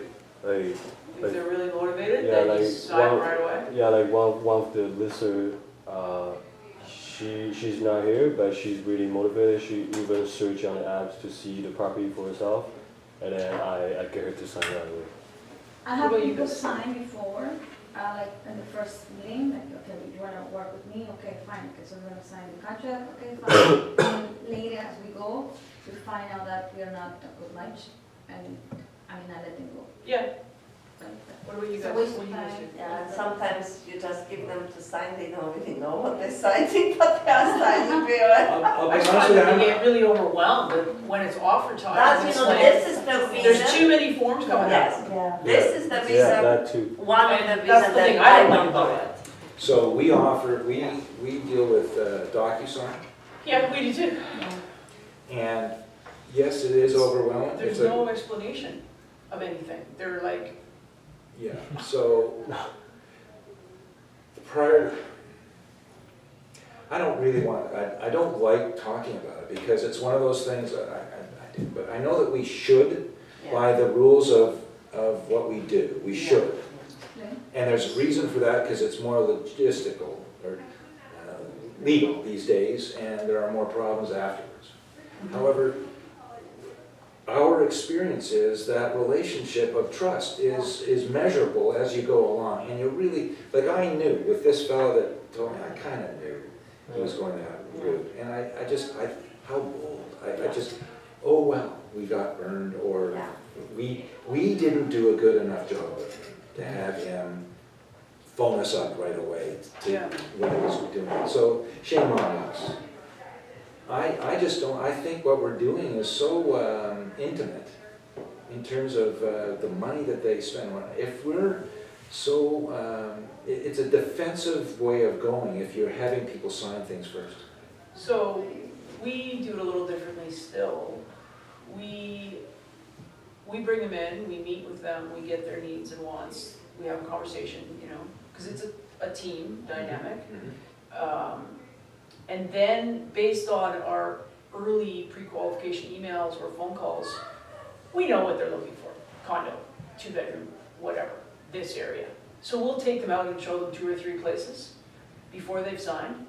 And at the end of that, and we lay it out and we just say, we call it a buyer tour, like first date. And we just say, it gives you a chance to see how we work Yeah. and the service we provide. Yeah, And it gives us a chance to see if you're the right fit for us. yeah. And then we make a decision to Yeah. work together or not. And And that that works. makes good sense. It makes good sense. Yeah. It's just, it's not part of our, we could move to that. Mhm. But most of our work is with people we kind of know or Sure. have been directed to. Yeah. But I think it depends on where your leads are coming on from maybe, and it's a way to try to at least secure some clients. I mean, I think the important question is like, the reason you get a BRA is so, they don't just go and like buy out the listing agent, for example. Right. But the reality is you have to ask yourself, if they did that anyway, would you sue them for the commission? Yeah, like that's what I was gonna That's say. just it. That's Exactly. just You it. wouldn't. You wouldn't. That's exactly. They can always, if someone has this intention of not buying with you, they'll get out of it. So Exactly. are you going to sue them? That's what I mean. Like, no, you're not, like, I would never. So just whatever. But I don't like suggesting that because it's a personal decision and Yeah, and Say it. I'm just curious to see what everyone does is different. Yeah. I think a process, especially if it's a team-oriented thing, so Yeah, there's this is a good moving one. cogs in, like, if you're signing up with Jackie and I, and Rick is part of the team, but he's kind of a satellite to us. So for Jackie and I, you're signing up in relationship with us. Right. So it's not, you're not signing up to a corporation which has this department, and we are all for you, and you'll move through the process. And then a BRA is probably a real good idea, and they probably appreciate the BRA. Yeah. Because they feel that they're dealing with a serious team that's gonna work really hard for them and that sort of thing. Yeah, and I think they understand because they get to meet, they usually meet at least 3 of the 4 of us. Yeah. They understand that any one of us could be the one that's taking them out. It's a very interactive kind of. So the other side to this is if I was not a team, if I was just me, and most agents are in that way of working. If you don't get a serious sense, if it's going on and on and on, probably a good way to end it is to ask for a BR. But to move them into true action and probably it is right to get the BRA done. And there's a commitment, and you can explain it in such a way that it's I'm gonna work really hard for you, and there's lots of ways of scripting it out, and probably it is the best way to go for somebody, a new relationship. But once it is a relationship, I would steer away from it. It's kind of like, oh, okay. Yeah, I think if they're a repeat, that's a totally different. One would like to think, I would like to think that if they're coming, I've sold them a condo and now I'm gonna sell that condo and buy a house, I'd like to think that Yeah. I have enough of a relationship and they know who I am. that's something that's formality. Yeah. The other thing, and see, it all comes down to relationship, it all does, and that's why, you know, everything that we do, as technical as it is, the core, the glue to it all is that trust and relationship. Right. And if we're anything that we do that is trying to validate that trust, it questions it, so it's not really trusting. Right. So I don't agree with this home tour checklist. Probably got that by, we know what they want. I shouldn't say I don't agree with it, I don't do it. I know what they want, and it's, whenever I look at the listing, if they've said this listing, I like it, I'm gonna go and see it whether it's on target to what they've been looking at or not. And then we'll find out at that point, we'll knock it off. And they will actually get better at their search when they're looking at the pictures and looking at the listing, they'll get better at it, I think. There is a video here, guys.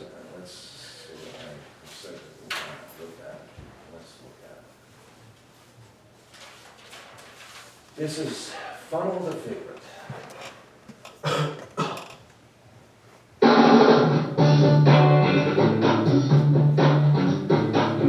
Hi, my name is Sean Healy, and today I'm going to teach you how to create buyer urgency through the showing process. And the first step... Okay, that's not supposed to happen. They're all like that. Are they? Every single one has been like that. Okay, so I will turn the volume down a little bit and we'll just go through it, okay? Just listen to it. Step is setting expectations. We tell buyers that it is a seller's market, and what that means is the best homes go fast. The next area that we set expectations in is multiple offers. We tell our buyers there's going to be a lot of other buyers out there, and you may find yourself in a competitive situation. The third area that we set expectations on is condition. Many of the homes that they're going into are going to be move-in ready, but they need a little bit of work. The next step in the process we call the funnel. And essentially we're trying to take the entire MLS and funnel it down so that at the end of the day, there can be only one house that kicks out the bottom. What I'd like you to do tonight, pick out the best 10 or 15 homes, and then tomorrow drive by those homes and check them out. I want you to pick out the best 3 or 4, and we'll go out and take a look at those homes. Next part is the actual showing process. We show the first house. And you'll ask the buyer, on a scale of 1 to 7, leaving out the 4, 7 being perfect, and there is no perfect home, and 1 being unlivable, where would you rate this home? Inevitably, the buyer will answer it's a 5. And the reason they give you a 5 is because they don't have anything else to compare it to on the very first home that they've gone to see. Then what you want to do is try and reinforce what's making it a 5 for you. Then the next question you asked said, what are some of the things that you would do to move it more towards a 7 if you were to purchase it? You go on to the next house. Now you ask an alternative of choice question. Pretend you had to buy one of these 2 houses today. Which one would it be? The last one we saw or this one? They liked the first one better. Perfect. Go to the third house. The third house, you do the same thing. You say, all right, Gary, pretend there's only 2 homes on the market and you have to buy one today. Which one is it? The first one we saw or this one? And they say, this one. And you repeat that process over and over until you get to the last house. And at the end of the day, you say, well, it looks like 123 Main Street was your favorite house. So right there from the house, we call the listing agent, find out if the home is still available. Let's go back to the office and get this property written up before somebody else gets it. My biggest aha out of this came when I was out with one of my first-time buyer families, and we drove up to the first house, and my buyer said, I don't even want to go in that one. What he ended up telling me at the end of that trip was, Sean, what I want you to do is print me out a list of every home that matches my criteria. I'm going to drive by those homes, and I'll tell you which ones I want to see. Aha! Hey, thanks for watching KW Connect, and make it a great day. Okay. Sounds like a sales show or a game show. Yeah. Yeah, there's some good stuff there, but not much for me. Again, that sounds like a pressure where we have to accomplish buying the house by the end of the showing period, and that to me doesn't work, I don't think. The other thing is, I really want them to be doing the search based on the properties that are coming to them and have them engaging in it. I guess Collaborate would show me a little bit more information as to whether or not they're actually looking at how motivated they are. But I think in the end it comes out, because they'll tell me this home looks good, this one, let's go. I do ask a rating. I have a bunch of notes that I thought, okay, here are little tricks or little things that I do, and I'll just tell them. On first time meeting somebody and taking them on a tour, I tell them I've got Tourette's. It's, I do talk a lot, I'm willing to talk about what I see in a home, and I explain, I'm gonna do this unless you don't want me to. I'm gonna show you my impressions just for the start, and if you could comment when you hear it, let me know if that makes sense to you or not, if that's something which is right or wrong. And so my attitude is talk a little bit up front about the home and what I see, and I do it as if I was buying the house for me. And then I watch the body language, I get the feedback from them. And I can tell if I'm talking too much, they don't really like this quote-unquote Tourette's game that I'm doing, or if they actually appreciate it. And I also get to realize how much they know about homes, because when we see homes, we get to know quite a bit about a home. We can see it much faster than they can. I describe the staging and why the staging's been done, which then has a conclusion. For instance, the mirrors makes this room look bigger. It's really not that big. You take this out and you put your furniture in here. Bear in mind, this may not be that big. And then I see how they react to that. Because in the end, I don't really want to be talking. I actually want them I want to be quiet, listen to and answer anything that they have to say. But it helps me get to know what their likes and dislikes are. So for the search, I can actually anticipate, or if I see something come on before it's sent to them, I can phone them up and say, hey, this has come on, I'm going to send it to you. I think it's a good one. Can you go out and take a look at it with me today? If not, I'll go and take a look. So it moves me more into, so the Tourette's allows me to quickly get to understand what their real interest in the house is. I also find out from that they don't generally know what they want. That's interesting what you're saying. I remember specifically one classes when I was taking the courses that you never should be talking about the house. You always only ask them questions and point them. See, remember? And there was a lady and she says, you come in and you see the things, but they don't. And you ask them, what do you think about this window in this kitchen? Or what do you think? And by asking questions, you have a little bit different approach, which is fine. But they said not to do this. So far, I haven't had any bad feedback that I know. Yeah, This is one of those things I might not know. You doing this, Yes. right away putting the ideas in this house is nice, or it's not. Because you're gonna be leaning, like if you don't like something, you're gonna like, well. Well, okay, so I won't go into it. I think that I present it in such a way that it is. As it is. Well, I give enough information that this is what I like, but what I like may not be what you like. And that's a way for me to find out, and I'll hear what they say to that, so I get a sense of what their feedback is. It's over the years it's a feedback thing that it works for me. I know, and that's why I'm telling you. Usually you show the house, and in the end, I don't. So I've done enough information. I've taught them how I, as a real estate agent, evaluate a home, and they get to start, they actually, some people are right into it, I didn't realize how strong they were. They start to tell me what the real, as though they were a real estate agent, not necessarily what they like, but they're seeing things beforehand. And I'm thinking like, oh, cool, that's very cool.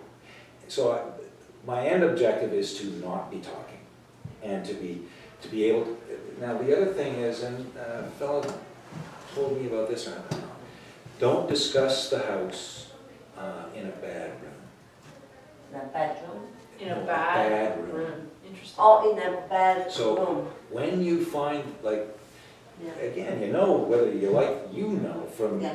whether they like the house, and they know right away. Mhm. But whatever the feature of the home that stands out, that's where you go for through the house and stuff, you end up back in that room. That's good. And, That's good too. hey, what do you think of this house? Mhm. It's a good feeling. Yeah, yeah, yeah. Um,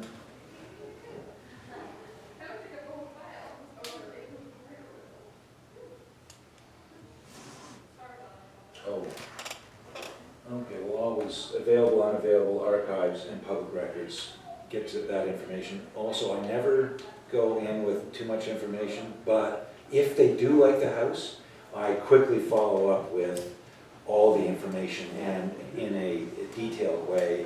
And as we leave the house, I might say, so you like this one? I know you want to talk a little bit more about it, but what I'll do is I'll see what the comparables on the street. I'll do a little bit of research for you, and that's when I'll dig in on that house. Still haven't gotten a commitment from them that they want to put an offer in yet, but that will naturally come. Or if it's obviously lowball price and they like the house, I think we're going to have to act fast. Another thing I talked about is I don't want to start the negotiating process by calling the agent unless we have interest. So I start the negotiation with them, with their okay. So their okay is it okay that I call the agent to find out? Because the moment I talk to the agent, they are now going to be flagged that there's interest. Right. Now, I will word it in such, and I tell them, I'll word it in such a way that I'm not going to show too much interest, but I want to know what's going on with the house and have them let me know if there's other interest from other places. And so that triggers the I'm interested in putting an offer in. Guys, that's, the script. Is there anything, any question, anything else I can answer that, from my experience, that we haven't talked about? You did a fabulous job. Thank you very much. I have to do something. Cool. Thanks. I do. Is there anything that,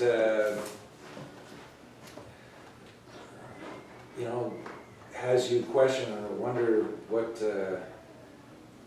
You said you get a lot of leads from the internet, Google AdWords or whatever. a lot is, I have to be There's careful. some, any. I don't know the comparable, yeah. Can you run me through how the first touch point and then how you take it from there? How you go from the first touch to like a showing, for example?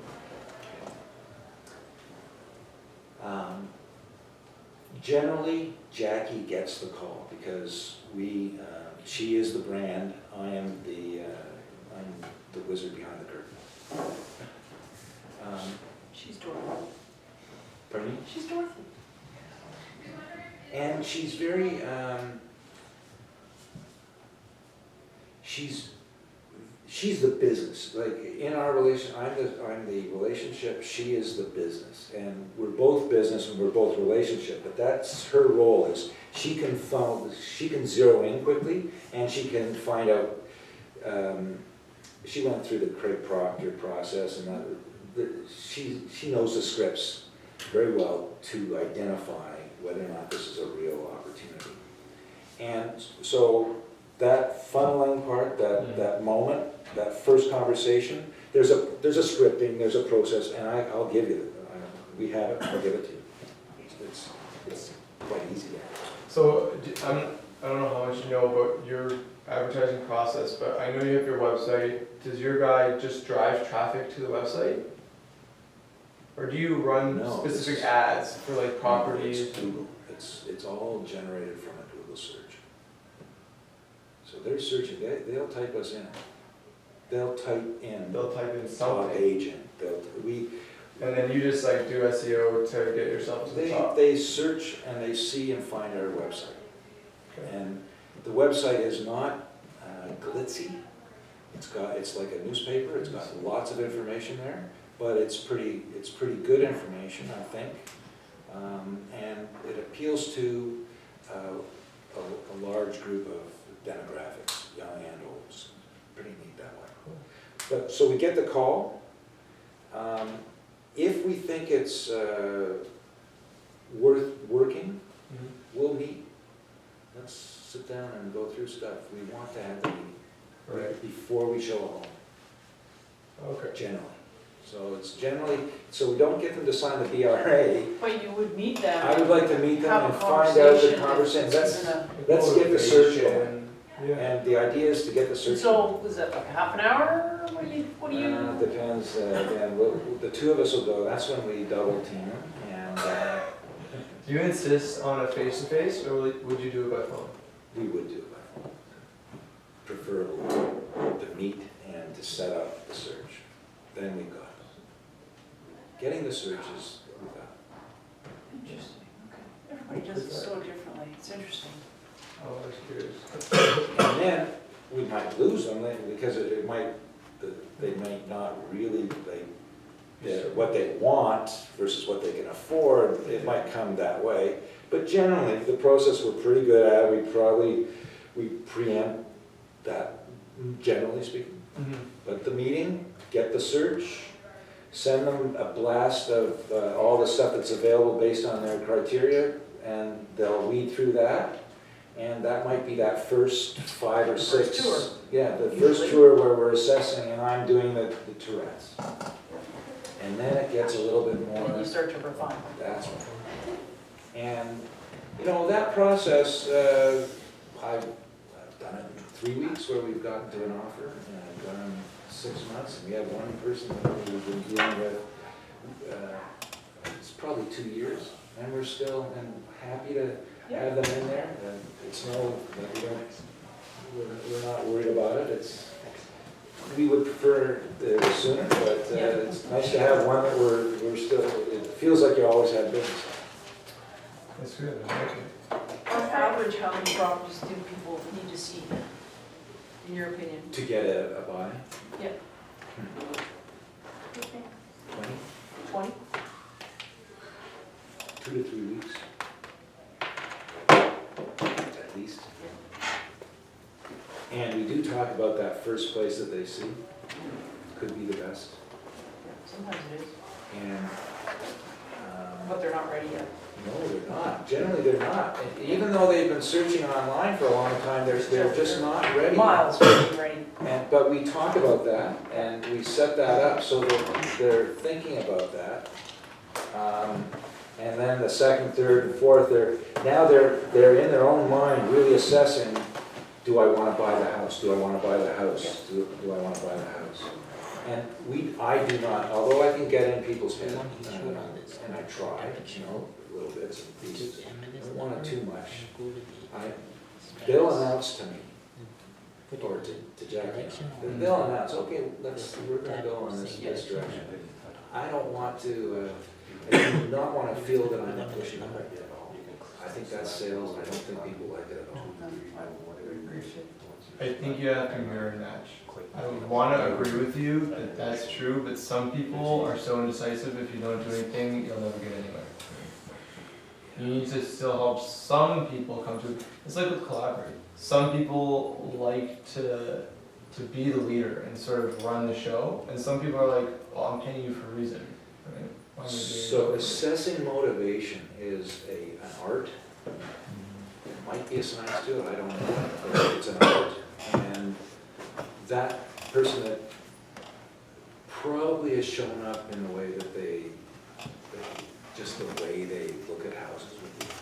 It probably doesn't, the information they give you is very nondescript, and if they feel like they have to make a decision on, they don't want to, and so generally, then I lose interest. Like that one goes off on the side, and I don't really pay too much attention to it. Again, anything else? I hope it's been okay. I know these sessions are tough sometimes, so I hope I did okay with you. Yeah. That's good. All right, thank you for coming. Thank you very much. Thank you, Frank. I'd close off by saying I feel very privileged to be in this business. Our thought process and helping people, we actually go above and beyond generally what being efficient is, although I've talked a little bit about being efficient. Helping somebody in this, it's the toughest thing in the world to buy and sell a house for them. And if we can empathize with their world and make it easier for them, I think that's a pretty exciting thing to feel. Like I get, it's nice to be paid good bucks, and we do when we make a sale, it's great. But I really get the enjoyment out of the relationship. I really do enjoy, because once you've sold a house with that person, you're in their life forever. You're really, that's a big part of it, and it's a very exciting thing to be a part of that. So, if we're all very lucky, as much as it's not an easy job, this is not an easy job to do. I think the glory in it is the fact that we do get to help people. And when we do a good job of helping people, it really feels good because it comes back to us in other ways. So, I'm privileged to be in the business. Thank you very much for allowing me to be in your day-to-day. That's right. Appreciate it. Thank you, Frank. Take care, guys.